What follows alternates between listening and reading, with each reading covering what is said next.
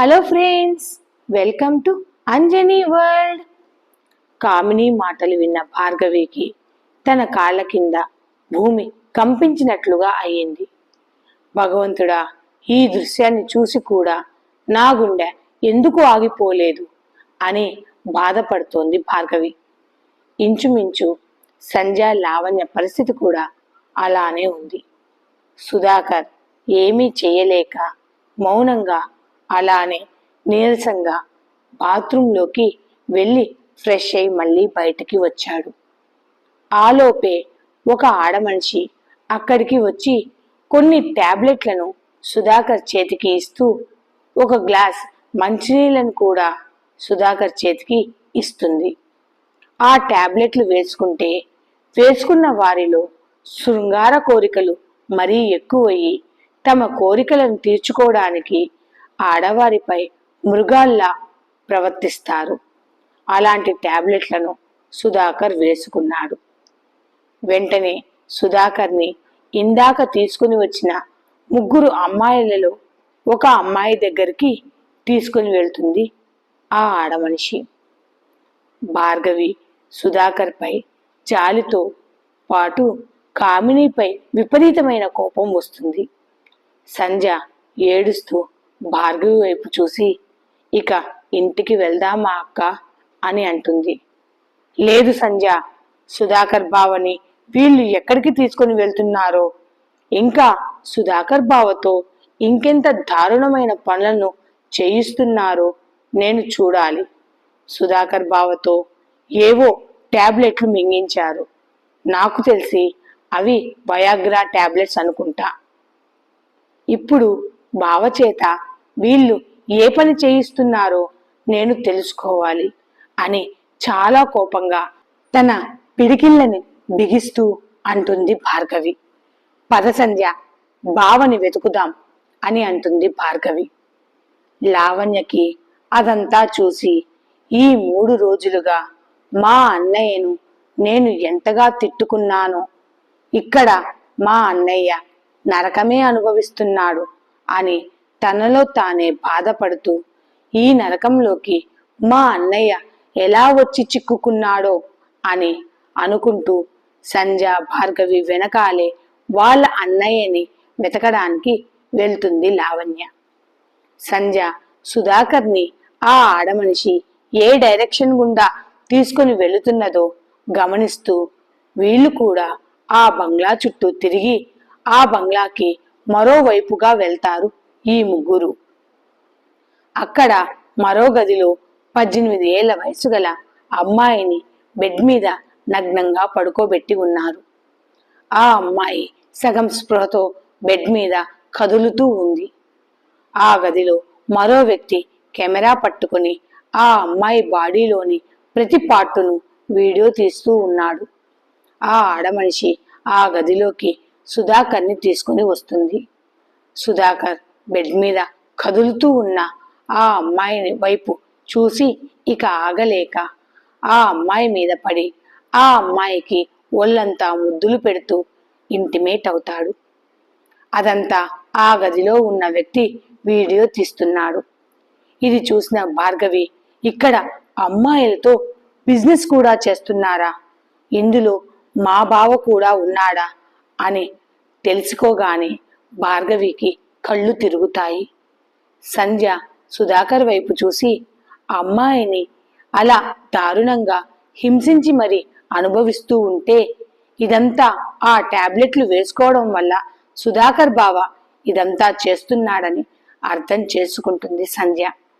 అంతకు ముందు కూడా సుధాకర్ని ఈ సిచ్యువేషన్లోనే సంధ్య సరోజ ఇద్దరు చూసిన విషయం సంధ్యకి గుర్తుకు వస్తుంది. ఇదంతా సుధాకర్ బావ చేత బలవంతంగా ఆ కామినీనే చేయిస్తున్నదని సంధ్యకి ఆ సమయంలో అర్థమవుతుంది.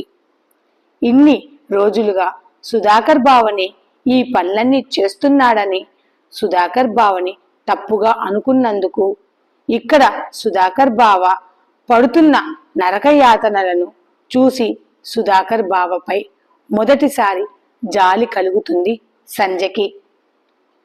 అక్కడ సుధాకర్ తనకు తెలిసి 18 ఏళ్ల అమ్మాయిని దారుణంగా హింసిస్తూ అనుభవిస్తూ ఉంటే అక్కడ జరిగే దానిని అంతటినీ ఆ కెమెరాలో బంధిస్తున్నాడు ఆ వ్యక్తి. లావణ్యకి కెమెరా పట్టుకున్న వ్యక్తిని ఎక్కడో చూసినట్లు అనిపించింది. భార్గవి, సంధ్య లావణ్యకి ఇక అక్కడ జరిగే దారుణాన్ని చూడలేకపోతున్నారు. ఇక్కడికి వచ్చి చాలాసేపే అయ్యిందని గ్రహించిన సంధ్య వెంటనే ఇక్కడి నుండి వెళ్ళిపోవాలని అనుకుని భార్గవిని, లావణ్యని తీసుకుని సంధ్య అక్కడి నుండి మళ్ళీ వచ్చిన దారిని గోడ దూకి ఆ బంగ్లా నుండి బయటకు వచ్చేస్తారు ఆ ముగ్గురు. సురక్షితంగా బయటకు వచ్చిన ఈ ముగ్గురు ఎవరికంటా పడకుండా ఇల్లు చేరుతారు. అక్కడ జరుగుతున్న దారుణాలన్నింటినీ తలుచుకుంటుంటేనే ముగ్గురికి ఒంట్లో సన్నని వణుకు పుడుతోంది. భార్గవి, సంధ్య, లావణ్య బెడ్రూమ్లో కూర్చొని అక్కడ జరుగుతున్న దారుణాన్ని గురించి ఆలోచిస్తున్నారు. సంధ్యకైతే ఆ కామిని మీద చాలా కోపం వచ్చి, అసలు అది ఆడదేనా, చిచి, ఇలాంటి ఆడవాళ్లను చంపినా పాపం లేదు అని కోపంతో ఊగిపోతోంది సంధ్య. లావణ్య అక్కడ వాళ్ళ అన్నయ్య పరిస్థితిని చూసి, ఆ కామిని మా అన్నయ్యకు బ్రతికుండగానే నరకాన్ని చూపిస్తోంది అని చాలా బాధపడుతుంది లావణ్య. భార్గవికి సుధాకర్ గురించి ఆలోచిస్తూ అక్కడ సుధాకర్తో కామిని ఒక కామంతో నిండి ఉన్న రాక్షసిలా ప్రవర్తిస్తోంది. అక్కడ సుధాకర్ పరిస్థితిని చూసి భార్గవికి ఒంట్లో తెలియని భయమే పుట్టుకొస్తోంది. అలానే సుధాకర్ మీద జాలి కూడా కలుగుతోంది భార్గవికి. ఇలాంటి నరకంలో బావ ఎలా ఇరుక్కున్నాడనే డౌట్ కూడా వస్తోంది భార్గవికి. అప్పటికే సమయం 12 కావస్తోంది. భార్గవి పైకి లేచి లావణ్య వైపు చూసి, నేను నా గదిలోకి వెళ్ళి పడుకుంటున్నాను లావణ్య అని చెప్పింది. సంధ్య భార్గవి వైపు చూసి, అక్క, నువ్వు బాగానే ఉన్నావు కదా అని అడుగుతుంది. లావణ్య సంధ్య వైపు కోపంగా చూస్తూ, చూపించాల్సిందంతా చూపించి ఇప్పుడు మా వదినని నువ్వు బాగానే ఉన్నావా అక్కయ్యా అని ఎలా అడగగలుగుతున్నావు సంధ్య? ముందు నుంచి నేను నీకు చెప్తూనే ఉన్నాను, నువ్వు నా మాట విన్నావా సంధ్య? ఇప్పుడు మనం ఏం చేయగలుగుతామో చెప్పు. మా సుధాకర్ అన్నయ్యని ఆ నరకం నుండి ఎలా బయటపడేస్తామో ముందు అది చెప్పు.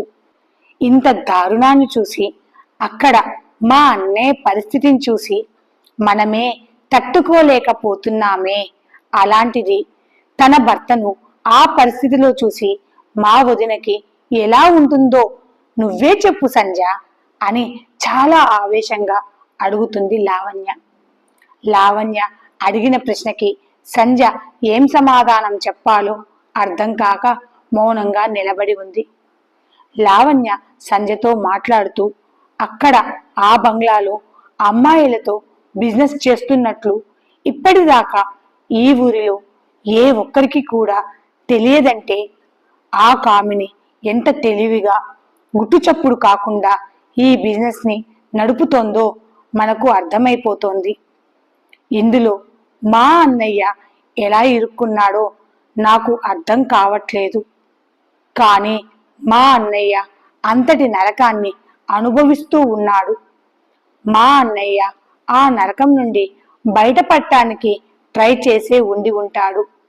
అయినా అక్కడి నుండి బయటపడలేదు అంటే ఆ కామిని ఎంత శక్తివంతమైన ఆడదో మనకి అర్థమవుతోంది అని అంటుంది లావణ్య.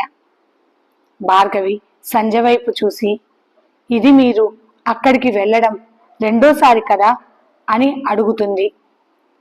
అవునని తలలను ఊపుతారు సంధ్య, లావణ్య.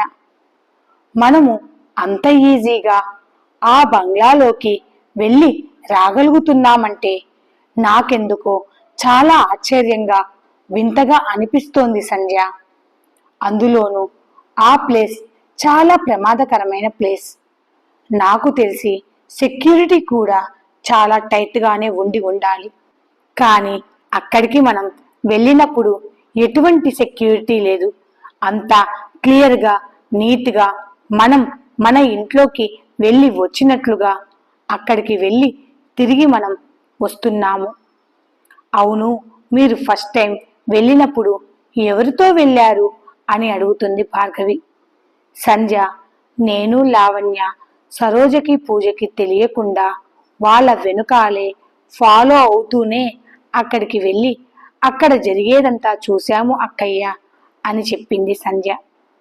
అప్పుడు కూడా మీకు ఎటువంటి సెక్యూరిటీ ప్రాబ్లం రాలేదా? మిమ్మల్ని ఎవరూ పట్టించుకోలేదా? మిమ్మల్ని ఎవరూ చూడలేదా అని తన డౌట్ని సంధ్య ముందర పెట్టింది భార్గవి. లేదు అని తమ తలను అడ్డంగా ఊపుతారు సంధ్య, లావణ్య. లేదు సంధ్య, కామినిని నేను ఈ 2 రోజులుగా చూస్తున్నాను కదా. కామిని ఎంతో తెలివిగల ఆడది. ఇది ఎందుకో మనలను కూడా అందులో ఇరికించడానికి ప్లాన్ చేస్తున్నట్లు నాకు అనిపిస్తోంది సంధ్య అని అంటుంది భార్గవి. సంధ్య, లావణ్య తమ కళ్ళను పెద్దవి చేసి భార్గవి వైపు చూస్తూ, ఏం మాట్లాడుతున్నావు భార్గవి అని గట్టిగా అడుగుతుంది సంధ్య. భార్గవి సంధ్య వైపు చూసి, నువ్వే చెప్పు సంధ్య, అక్కడ అమ్మాయిలతో బిజినెస్ చేస్తున్నారు, వ్యభిచారం కూడా జరుగుతోంది అక్కడ. నాకు తెలిసి కామిని ఈ బిజినెస్ నిన్ననో మొన్ననో స్టార్ట్ చేసింది కాదు. ఎప్పటి నుంచో ఈ బిజినెస్ అక్కడ జరుగుతూ ఉండాలి. ఇప్పటిదాకా ఈ ఊరి వాళ్ళకి, ఈ ఊరి పెద్దలకి ఆ బంగ్లాలో ఏం జరుగుతున్నదో తెలియలేదంటేనే కామిని ఎంత పకడ్బందీగా ఈ బిజినెస్ చేస్తోందో మనకి తెలిసిపోతోంది కదా సంధ్య. ఇప్పటిదాకా ఎవ్వరూ ఆ సందు వైపు కూడా చూడకుండా ఆ బంగ్లా వైపుకు రాకుండా ఉన్నారంటేనే అక్కడ సెక్యూరిటీ ఎంత టైట్గా ఉండి ఉంటుందో ఒక్కసారి ఆలోచించండి సంధ్య. మనలాగే చాలా మంది ఆ బంగ్లా లోపల ఏం జరుగుతున్నదని సందేహంతో ఈజీగా లోపలికి వెళ్ళి రావచ్చు కదా. అక్కడ జరిగేదంతా చూసి పోలీసులకైనా ఈ ఊరి పెద్దలకైనా చెప్పాలి కదా.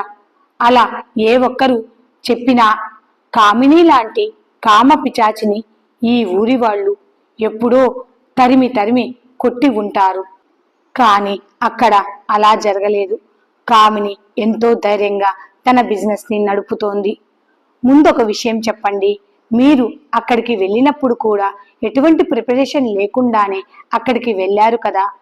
ఇప్పుడు మనము ముగ్గురం కూడా ఆడవాళ్ళమే అక్కడికి వెళ్ళి సురక్షితంగా ఇంటికి చేరాము. ఇదంతా ఆలోచిస్తుంటే మనం ఇందులో ఇరుక్కుంటున్నామనే ఆలోచన నాకు కలుగుతోంది. ఒకసారి మీరు కూడా బాగా ఆలోచించండి అని సంధ్యతో, లావణ్యతో చెప్పింది భార్గవి. భార్గవి మాటలు వింటూనే లావణ్య కూడా భార్గవి చెప్పిందంతా నిజమేనని అనిపిస్తోంది. భార్గవి గట్టిగా ఊపిరి పీల్చుకొని, నాకు తెలిసి సుధాకర్ బావతో పాటు మన ఇంట్లో ఉన్న ఆడపిల్లల మీద కూడా కామిని కన్నేసిందని నాకు అనిపిస్తోంది. ఈ విషయం మనం అనుకున్నంత చిన్న విషయమైతే కాదు సంధ్య. మనం కూడా ఇక మీదట చాలా జాగ్రత్తగా ఉండాలి అని చెప్పింది భార్గవి. సంధ్య భార్గవి వైపు చూసి, నేను ఇంత దూరం ఆలోచించలేదు అక్కయ్య. అమ్మాయిల జీవితాలను నాశనం చేస్తున్నాడని ఏదో సుధాకర్ బావ మీద కోపంతో ఆలోచించానే తప్ప దీని వెనక ఇంత విషయం దాగి ఉందని నేను గ్రహించలేకపోయాను అక్క. నువ్వు చెప్పేది వింటుంటే నాకు నిజమే అనిపిస్తోంది. మనము ఈజీగా ఆ బంగ్లాలోకి వెళ్ళి రాగలుగుతున్నామంటే మనము అక్కడికి వస్తున్నట్లు కామినికి ముందుగానే తెలిసిపోతోంది అని అనుకుంటూ సంధ్య, లావణ్య తమ తలలను పట్టుకొని బెడ్ మీద కూర్చొని, మనకు తెలియకుండానే మనమే స్వయంగా వెళ్ళి కామిని వేసిన ఉచ్చులో ఇరుక్కుపోయామా అని అనుకుంటూ ఇప్పుడు ఏం చెయ్యాలి అని తమలో తామే తెగ టెన్షన్ పడిపోతున్నారు సంధ్య, లావణ్య. భార్గవి కూడా ఏం చెయ్యాలో అర్థం కావట్లేదు. ఈ విషయాన్ని పెద్దవాళ్ళ దగ్గర ఉంచుదామా అనే ఆలోచన ముగ్గురికి వచ్చింది. కానీ అలా పెద్దవాళ్ల దగ్గర విషయం చెప్తే తన అన్నయ్య పరిస్థితి ఏంటి అని లావణ్య సంజని భార్గవిని అడుగుతుంది. ఈ విషయం గురించి మనం బాగా ఆలోచించి ఒక నిర్ణయానికి వద్దాం. తొందరపడి ఇప్పుడు చేసిన తప్పులే మళ్ళీ చెయ్యొద్దు అని సంజకి చెప్పింది భార్గవి. పోనీ మనమే సుధాకర్ బావతో విషయం చెప్పి మనకి ఎటువంటి ప్రమాదం రాకుండా చూడమని సుధాకర్ బావని అడుగుదామా అని తన ఆలోచనను చెప్పింది సంజ. లావణ్య సంజ వైపు చూసి, నీకు బుర్ర ఉందా?